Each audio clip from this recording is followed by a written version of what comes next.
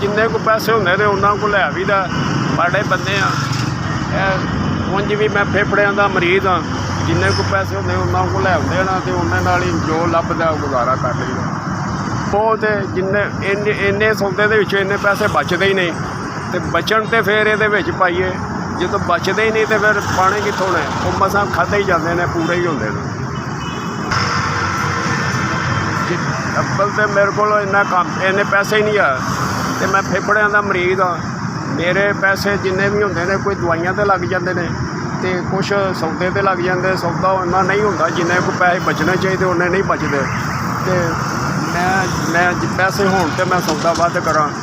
तो इस वास्ते मेरा काम जोड़ा ना नहीं चलता इन्नी गुंजाइश नहीं है जोड़ा मैं अपनी रेहड़ी को भी सही कर सका कपड़ा नहीं कपड़े ना लाने की वजह यही है कि पैसे नहीं होंगे तो कपड़ा नहीं लाते बड़े बंदे रोटी नहीं पूरी होती तो कपड़ा कितों लाना ये उत्ते नहीं पिया तो दवाइयां ही नहीं पूरियां होंदियां ये तो कपड़ा किस तरह लगेगा तो या सौदा किस तरह आएगा सौदा हो गए पैसे होंगे तो सौदा आएगा